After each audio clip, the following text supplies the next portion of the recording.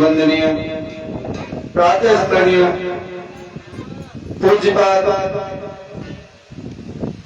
बाबा पीपर वालों के चरणों में वंदन करते हुए स्वामी बाबा अयोध्या वालों के चरणों में वंदन करते हुए अपने गुरु महाराज श्रीमान श्री चंद्र प्रकाश यादव भगत जी के चरणों में वंदन करते हुए मंचासीन सभी देवादी शक्तियों को प्रणाम करते हुए चरण वंदन करते हुए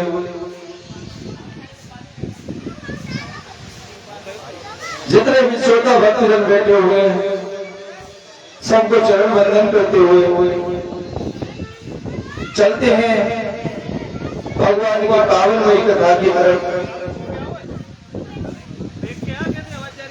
क्योंकि भगवान की पावन परी कथा को चलते हुए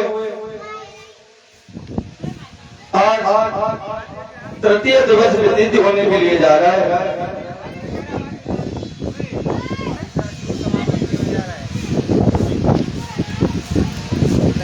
आइए सबसे पहले मन वाणी को पवित्र करते हुए एक भजन बोलेंगे, उसके आगे चलेंगे कथा की तरफ।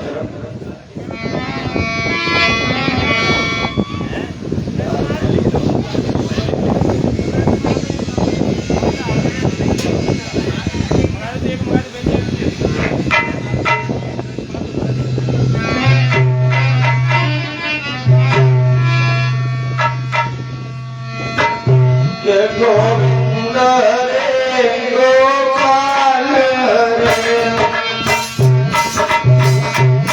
गोविंद रे गोपाल रे जय जय प्रभु दयाल रे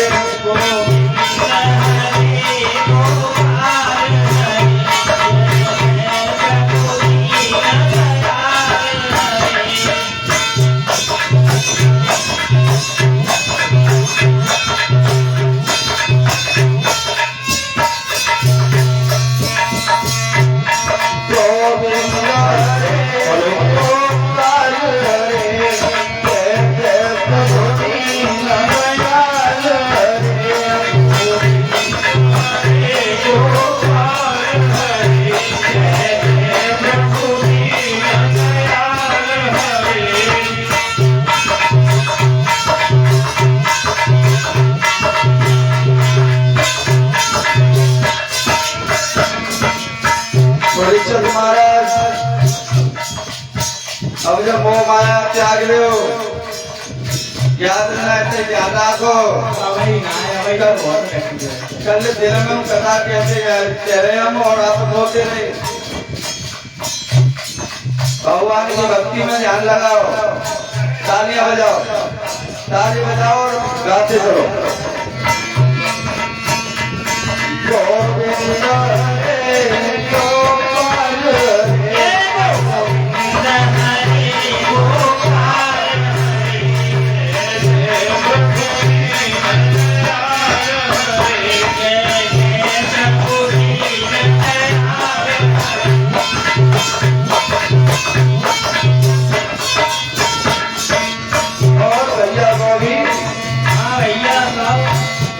प्रभु जिनने तुम्हें बुलायो है,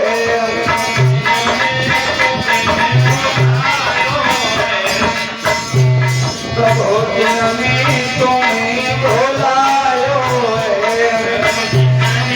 तुम्हें बुलायो है, उनके सिर पे निज कष्ट करे। गोविंद रे गोपाल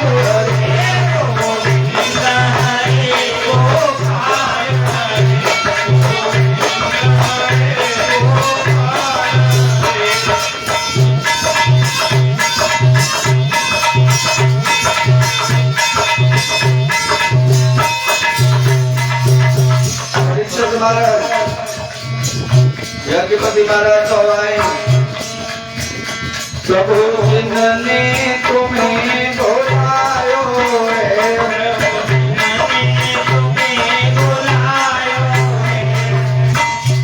अब याद कर लियो, क्योंकि सब जीवन जब मोह माया में निकल गए वैसे भी कभी कह रहा है प्रभु जिन्होंने तुम्हें बुलायो है उनके सिर पे नित्य कष्ट पड़े।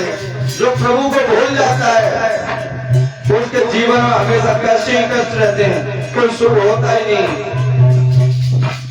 इसीलिए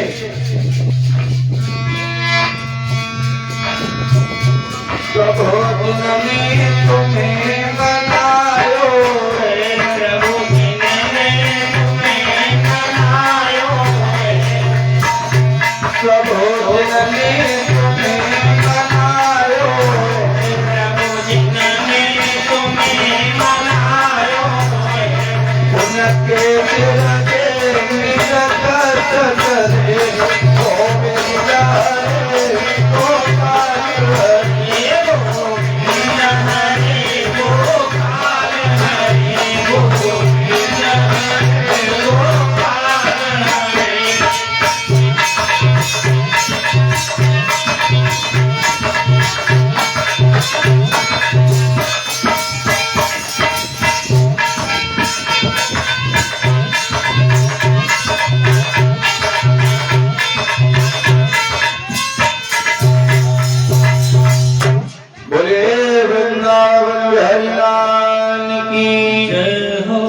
भागवत महापुराण की जय हो। तो आइए चलते हैं कथा की तरफ। सर्वप्रथम आज श्रीमद् भागवत कथा आप लोग श्रवण कर रहे हैं। सर्वप्रथम यह कथा श्री व्यास जी के सुपुत्र श्री सुखदेव जी के द्वारा राजा परीक्षित ने श्रवण की। और दूसरी बार यही कथा गौतम के मुखारबिंद से धुंधकारी ने श्रवण की,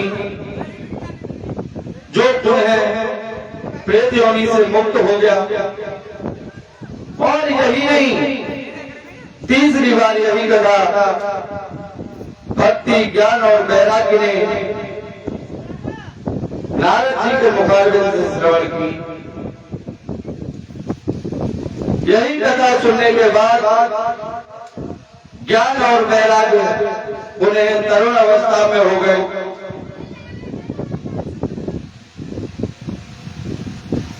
जब उन्हें तरुण अवस्था में ज्ञान और वैराग्य आएंगे,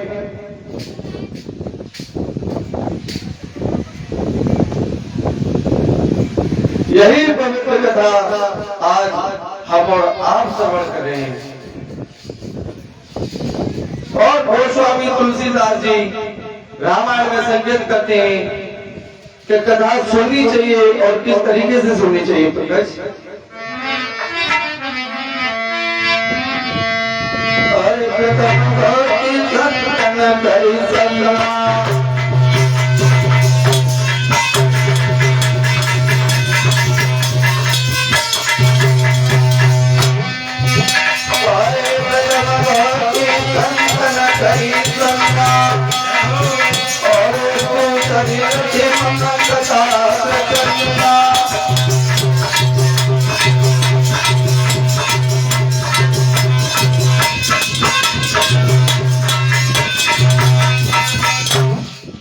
गोस्वामी तुलसीदास जी रामायण में संकेत करते हैं कि सबसे प्रथम व्यक्ति संतों की संगति है। जो संतों की संगति करते हैं, सत्संग में रहते हैं, गोस्वामी तुलसीदास ने सबसे पहली भक्ति बताई है।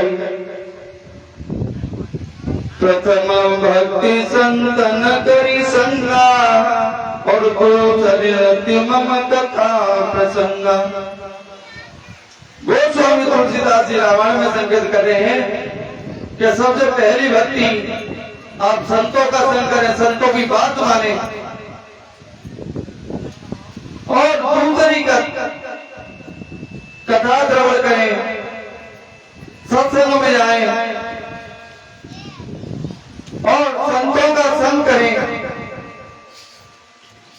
क्योंकि गोस्वामी तुलसीदास जी रामायण में एक दोहा लिख रहे हैं कि एक घड़ी आधी घड़ी और पुण्य आधी में आनी, और तुलसी चर्चा राम की हरे कोटि अपराध।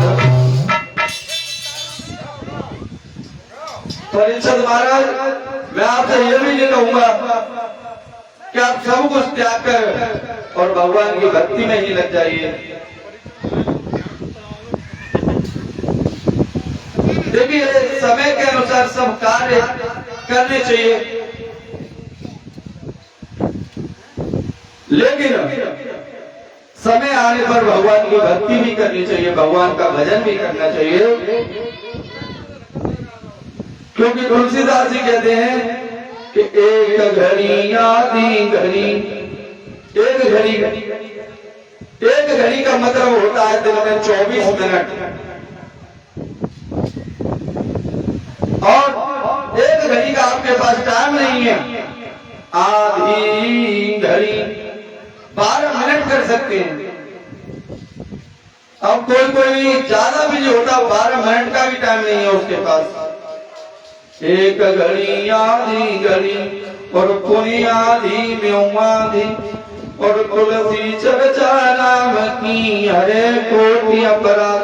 आधी की भी आधी कर लें, मिनिमम आप 6 मिनट भगवान का भजन करेंगे तो भी आप इस भविष्य से पार हो सकते हैं। और मैं तो जहां तक मेरी आवाज जा रही हो, सबसे हाथ जोड़कर यही विनम्र निवेदन करना चाहूंगा कि देखिए, कभी भी किसी के बहाने में ना आए, अपने घर बैठे ही आपको जितना समय हो उतना जय सिया राम नाम का जप करें। 10 मिनट 20 मिनट जितना ज्यादा हो सके उतना ज्यादा ही फायदा रहेगा, उससे आपको कुछ नुकसान नहीं होने वाला। क्योंकि हनुमान चालीसा में एक चौपाई दी हुई है, पंकज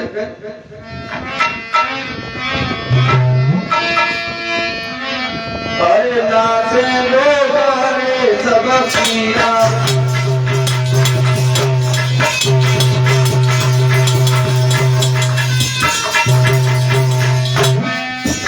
अरे नाचे लोग हरे सब पीरा और जब निरंतर नोम करीरा।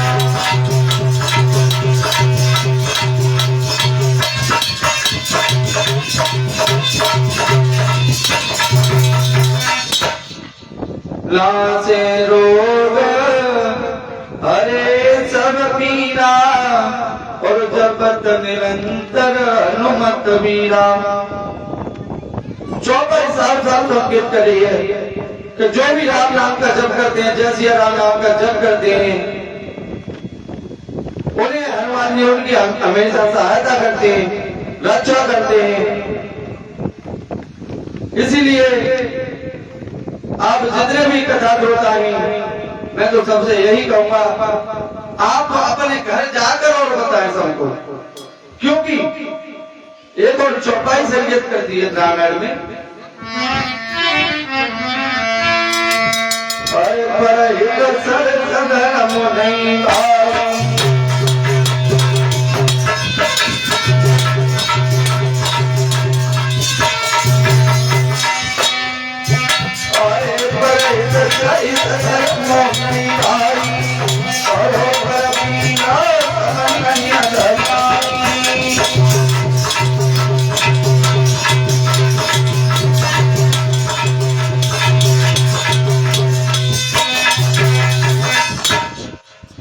परहित सरस धर्म नहीं भाई और पर पीरा सम नहीं अधमाई। सबसे पहली बात तो ये कि कभी भी इस मनुष्य शरीर को पाकर अपने स्वार्थ के बारे में नहीं सोचना चाहिए। जितना बने दूसरों की सहायता करें, दूसरों को सदमार्ग पर जाने का आप रास्ता बताएं, और आपके सामने अगर कोई अन्याय हो रहा हो तो उसे न्याय दिलाने की कोशिश करें, ना कि जो उसके साथ अन्याय हो रहा होगा आप और सहयोग करें। अगर आप अन्याय होते हुए भी आप उसका सहयोग करते हैं तो सबसे ज्यादा पाप के भागीदारी आप होते हैं। इसलिए आप जितना भी सहयोग कर सकें आप धर्म की ओर सहयोग करें। मैं तो सभी भगवत श्रोताओं से यही कहना चाहूंगा कि आप जितना भी सहयोग कर सकें, जितना भी अच्छा रास्ता दिखा सकें, वो धर्म की ओर चलें, धर्म की ओर चलाएं। क्योंकि ये कभी लिख रहा है कि लगा सको तो बाग लगाओ, पर आग लगाना ना सीखो, मिटा सको तो अभिमान मिटाओ, परिमान मिटाना ना सीखो। यदि कमा सको तो धर्म कमाओ, पर पाप कमाना ना सीखो। अगर आप कमाना ही चाहते हैं इस दुनिया में आकर, तो ये धर्म कमाओ, प्रभु का नाम कमाओ, जो आपके साथ जा सकता है। ये धर्म, माया, मोह, ये सब यही रह जाने। केवल एक प्रभु का भजन है, प्रभु की भक्ति है, भगवान का नाम है, जो आपके साथ जा सकता है। इसीलिए मैं तो सभी से एक ही बात कहूंगा कि सभी भगवान नाम का जप करते रहें और आनंद मंगल करते रहें। और जीवन में बिना सत्संग के तो कुछ हो ही नहीं सकता। गोस्वामी तुलसीदास जी रामायण में संकेत कर रहे हैं पंकज किस तरह से,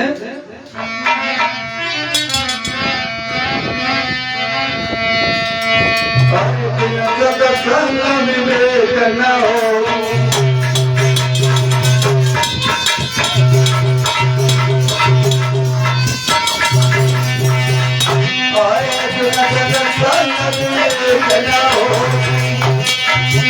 और राम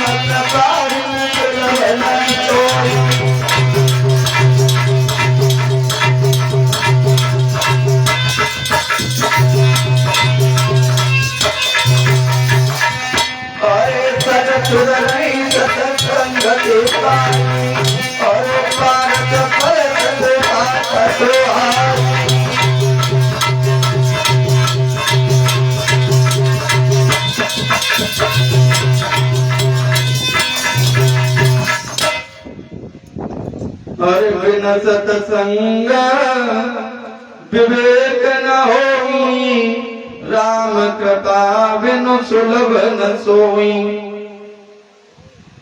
चौपाई साफ साफ संकेत कर रही है कि बिना भजन के, बिना सत्संग के आपको विवेक नहीं हो सकता, आपकी मति शुद्ध नहीं हो सकती। सठ सुध नहीं सत संगति पाई, पारस परस कुगात सुहाई। जो लोग कठोर बुद्धि वाले होते हैं, बुरे कर्म करते हैं, उनके लिए भी यह चौपाई यानी यह भक्ति, यह भजन, प्रभु का भजन, और वो भी और मन लगाकर करें तो उनका भी उद्धार हो सकता है। क्योंकि जैसे एक पारस पत्थर होता है, पारस पत्थर के और लोहा छूने से लोहा सोने में बदल जाता है, उसी तरह अगर जो बुरे कर्म करने वाले व्यक्ति हैं वो सत्संग की तरफ जाएं तो उनका भी उद्धार अवश्य हो सकता है।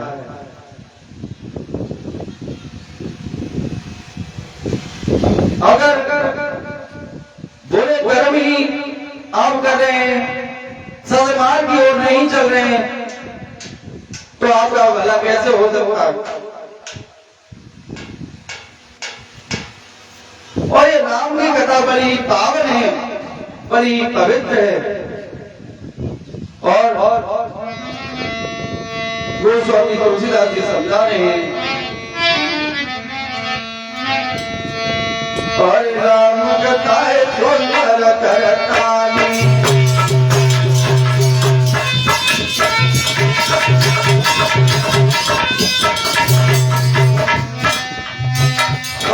राम कथाएं सुंदर करतानी, और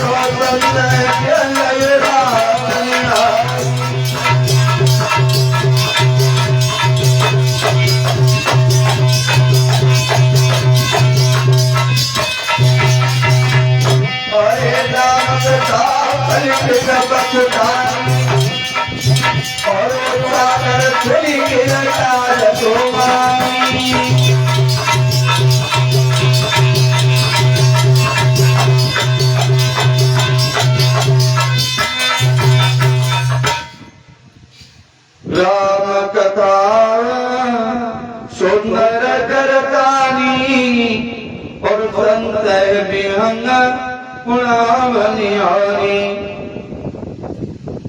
राम कथा कली पिटप कुठारी और सादर सुनी गिरनाद कुमारी। जो भगवान राम के चरित्र की कथा है बड़ी ही पावन है, बड़ी ही पवित्र है। ये कथा सुनने से ही और कहने से ही मनुष्य के जन्म और जन्मांतर के पाप कट जाते हैं। और यह बड़ी कल्याणकारी कथा है। और कलयुग में ये एक कुठार की तरह काम करती है, कुल्हाड़ी की तरह काम करती है। जो कलयुग में पापी और दुष्ट लोग हैं, जो कुविचार फैला रहे हैं, उनके लिए यह कथा एक कुल्हाड़ी का काम करती है। यानी जो कलयुग रूपी वृक्ष होता है, बुद्धि भ्रष्ट करने के लिए जो लोग होते हैं, उनके लिए कुठार का काम करती है।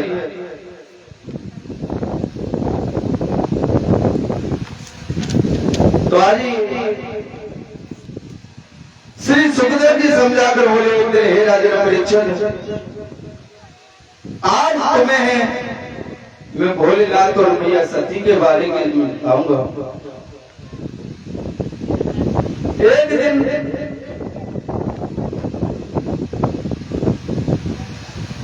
एक बार की बात है, जिस समय ब्रह्मा जी सृष्टि को बना रहे थे, तो ब्रह्मा जी ने सर्वप्रथम 2 पुत्रों को जन्म दिया। 2 पुत्र इस मोह माया को त्याग कर भगवान विष्णु के पहरेदार हो गए। ब्रह्मा जी कहने लगे, ये 2 चले गए। फिर ब्रह्मा जी ने 5 पुत्रों को जन्म दिया। 5 पुत्र भी पैदा होने के बाद कहने लगे, प्रभु हम आपकी इस मोह माया से बड़े दूर रहना चाहते हैं, इस मोह माया में नहीं पड़ना चाहते, हम तो केवल प्रभु का भजन करना चाहते हैं। इतना कहकर ये 5 बाबा जी होकर चले गए। ब्रह्मा जी के मन में विचार आया कि हमने 5 पुत्रों को भी जन्म दिया था, ये 5 पुत्र भी चले गए, अब सृष्टि आगे कैसे बढ़ेगी। तीसरी बार ब्रह्मा जी ने 10 पुत्रों को जन्म दिया।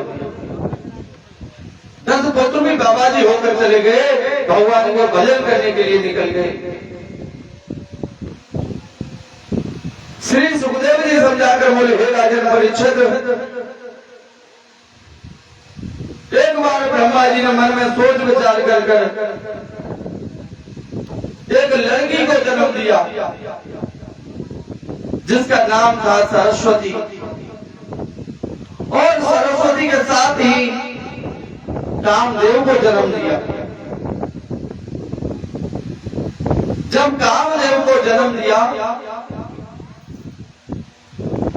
तो कामदेव ने सबसे पहला बार और अपने पिता ब्रह्मा जी के शरीर पर कर दिया।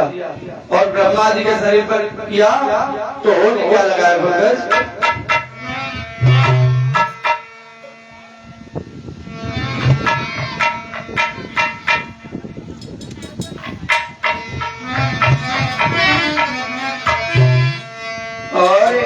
सुनो सदा धरि ध्यान, अरे मोते वही ब्रह्मा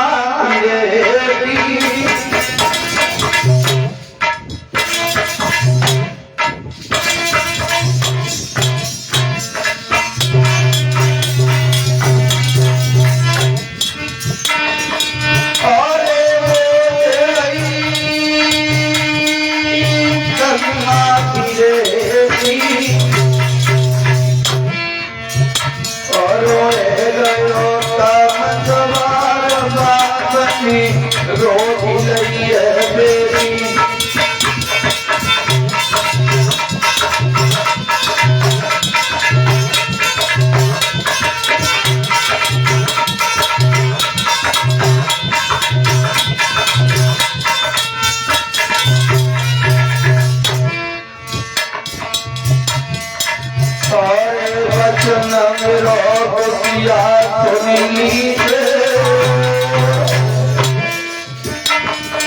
और वचन मेरो किया सुन लीजिए, मोई रवे काम सकाई दान करते को करी दीजिए।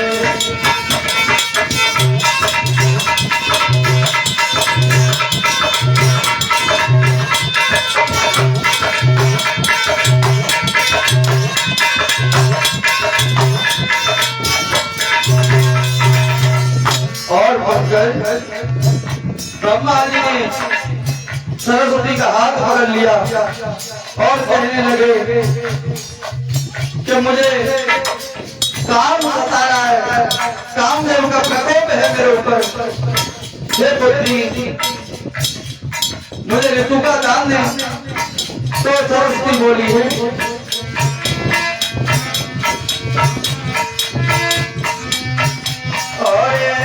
तुम मुख से बोल रहे और दया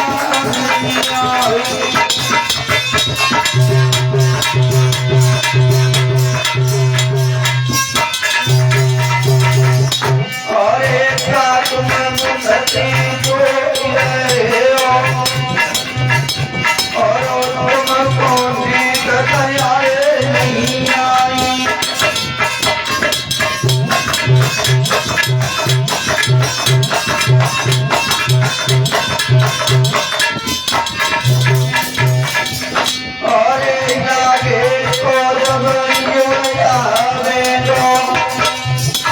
समझा कर कह रही है ब्रह्मा जी से, अरे जागे को जब युग आवे तो तुम ऊंधे रो जगत भोलाई।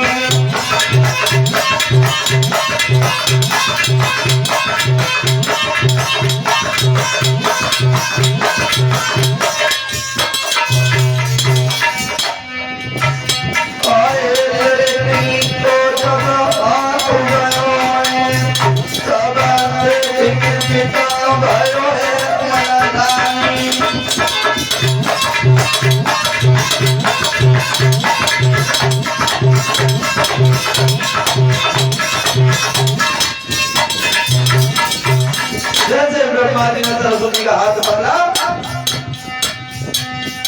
तो मैया सरस्वती रोने लगी, चिल्लाने लगी और कहने लगी पिताजी आप ऐसा ना करो, अरे लड़की को जब देख के पिता भयो है अरे बिटिया रोई रही है तब आए गए दस हुए बाबा।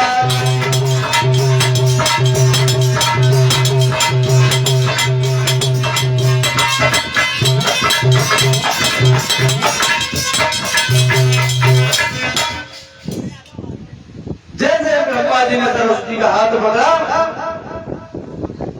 तो सरस्वती रोकर कहने लगे हे पिताजी आगे जब युग आएंगे तो पिता और पुत्री के रिश्ते को लोग तार कर देंगे और इस पिता और पुत्री के रिश्ते को रोक लग जाएगा। इतना ही कह रहे थे तब तक ब्रह्मा जी के पैदा किए हुए 10 पुत्र आ गए और पिता कहने लगे पिताजी ये लड़की कौन है?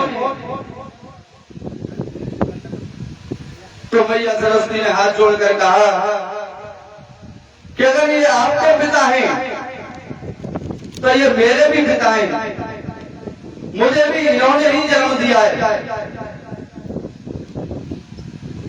जब इतनी बात मैया सरस्वती की और उन 10 महात्माओं ने सुनी तो कहने लगे हे पिताजी आपको तनिक भी लज्जा नहीं आई, शर्म नहीं आई जो आप खुद की पुत्री से ये सहयोग करना चाहते हैं। तब मेरे भगवत श्रोताओं ब्रह्मा जी को इतनी लज्जा आई, इतनी शर्म आई कि शर्म के कारण और ब्रह्मा जी का शरीर बीच में से फट गया। और शरीर जैसे ही फटा तो हुआ क्या,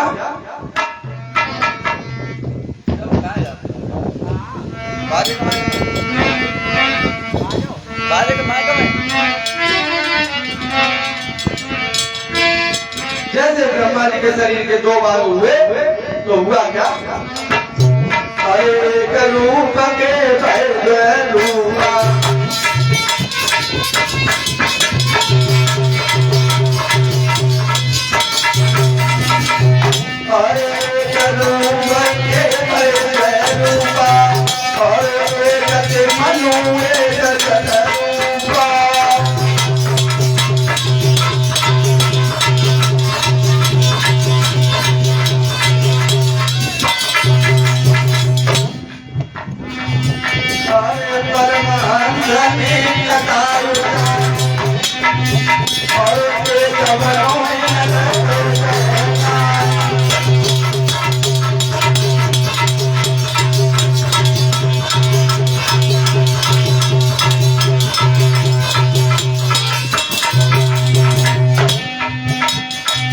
ब्रह्मा जी के शरीर के दो भाग हुए तो उनमें से एक नर और एक नारी का जन्म हुआ।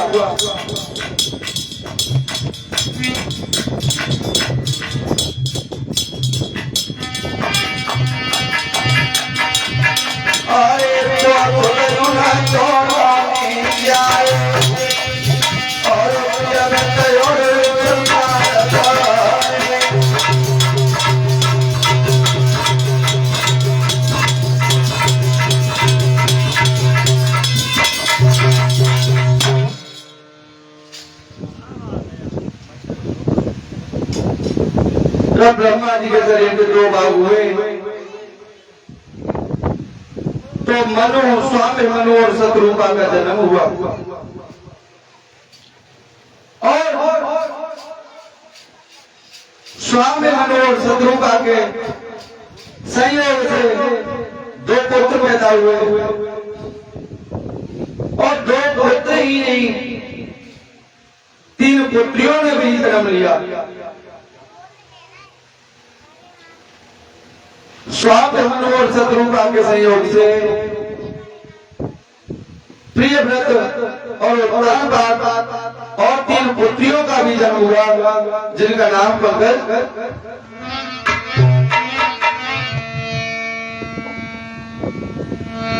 अरे देवहूति रनम्य परशोभि